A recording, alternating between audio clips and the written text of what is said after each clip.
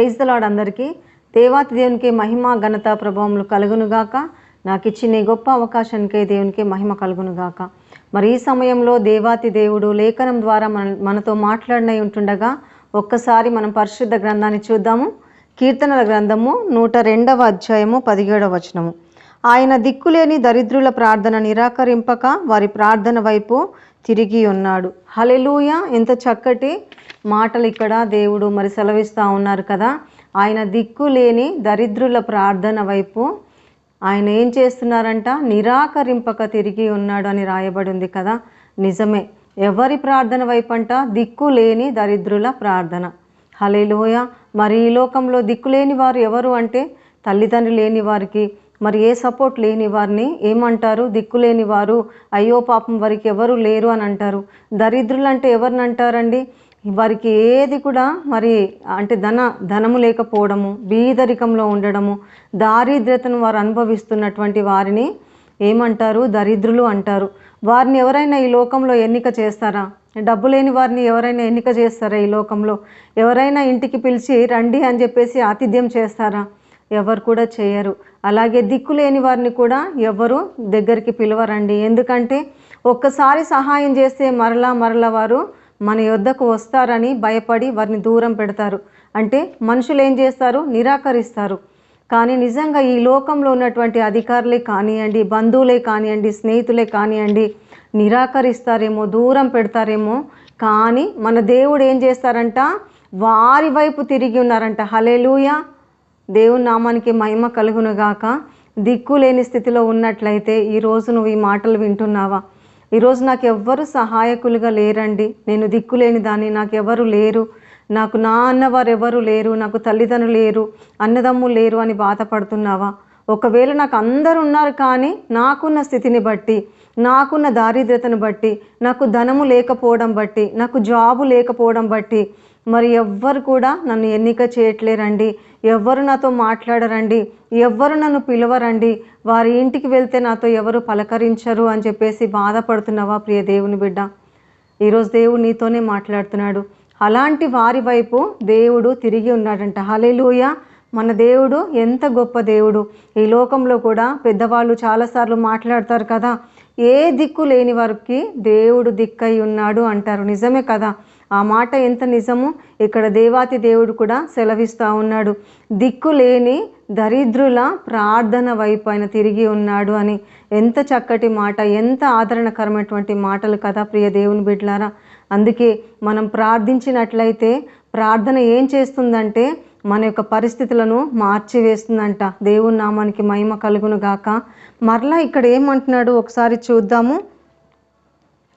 యోబు 36వ అధ్యాయము 6వ వచనంలో ఆయన దీనులకు న్యాయము జరిగించును అని అంటున్నాడు. అంతేకాదు సామెతలు 22 అధ్యాయము 22వ వచనంలో గుమ్మమునొద్ద దీనులను బాధపరచవద్దు అంటున్నాడు. హల్లెలూయా! కాబట్టి దేవాతి దేవుడు ఎవరికి సహాయం చేస్తాడంటే దీనులకు సహాయం చేస్తాడంట. ఈ దీనులు కూడా అస్తమానం నేను దీనుణ్ణి, నేను దరిద్రుణ్ణి, నాకు ఎవరు లేరు అని బాధపడే కంటే మనం ఏం చేయాలి?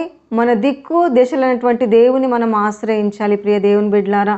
ఎప్పుడైతే దేవుని పాదాలను మనం ఆశ్రయిస్తామో ఆయనను ఆశ్రయించు వారికి ఏది కూడా కొదవగా ఉండదంట. హల్లెలూయా! అలాగే మనం చూసినట్లయితే మొర్దెకాయి అని మరి ఒక మంచి భక్తిపరుడు ఉంటాడు. ఆ మొర్దెకాయి మరి హామాను అని ఒక వ్యక్తి అక్కడ అధికారిగా ఉన్నప్పుడు మరి అతని తోటి మరి సహోద్యోగులందరూ కూడా అతనికి మరి వంగి దండాలు పెడుతూ నమస్కారం చేస్తున్నప్పుడు మరి మొర్దెకాయి మాత్రం ఎప్పుడు కూడా అతనికి నమస్కారం చేయడు. నా దేవునికి తప్ప నేను ఎవరికి కూడా నమస్కరించను అని చెప్పి ఆయన తీర్మానం చేసుకుంటాడు. ఆ విధంగా ఉన్నప్పుడు మరి అక్కడున్న వారందరూ అంటారు, ఇతనికి ఎంత గర్వము, ఎంత అసలు ఇతనికి పొగరు చూడండి, అందరూ నిన్ను నమస్కరిస్తున్నారు కానీ ఇతను మాత్రం కనీసం నీకు మర్యాద కూడా ఇవ్వట్లేదు అని చెప్పేసి హామాను దగ్గర చెప్పినప్పుడు అతనికి చాలా కోపం వస్తుంది ప్రియులారా. కోపం రావడమే కాదు, అతను కక్ష పెంచుకుంటాడు. ఎంత భయంకరమైన కక్ష అంటే యూదులందరినీ నశింపచేయాలి, ఇక్కడ మొర్దెకాయిని అసలు ఉంచొద్దు అని చెప్పేసి తీర్మానం చేసుకుంటాడు. ఆ విధంగా తీర్మానం చేసుకొని అతన్ని చంపడానికి, ఆ యొక్క యూద జాతిని లేకుండా నశింప చేయడానికి ఎన్నో కుట్రలు పన్నుతాడు. నిజమే కదా. ఈ లోకపరంలో మనం చూసినట్లయితే అధికారులు అదే విధంగా ఉంటారు. అధికారులు కొంచెం లీడర్షిప్ రాగానే ఏం చేస్తారు తెలుసా, అధికారం అంతా నా చేతిలోనే ఉంది అని చెప్పేసి దీనులైన వారిని బాధిస్తూ ఉంటారు.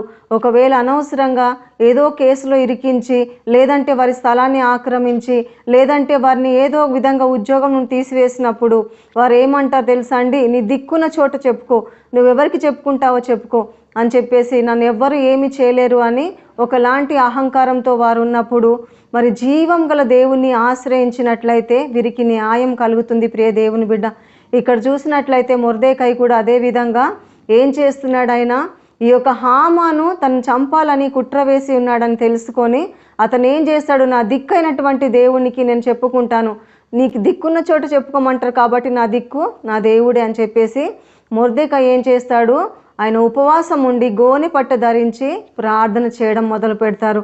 ఈ విషయం తెలుసుకున్నటువంటి ఎస్తేరు కూడా ఎవరు అంటే మొర్దెకై యొక్క అన్న కుమార్తె కాబట్టి ఆమె కూడా తెలుసుకొని 3 రోజులు ఉపవాసం ఉండి మరి దేవాతి దేవుని పాద సన్నిధిలో గోజాడినప్పుడు మరి యూదులకు రక్షణ విడుదల కలుగుతుంది. ప్రియులారా, నిజమే కదా.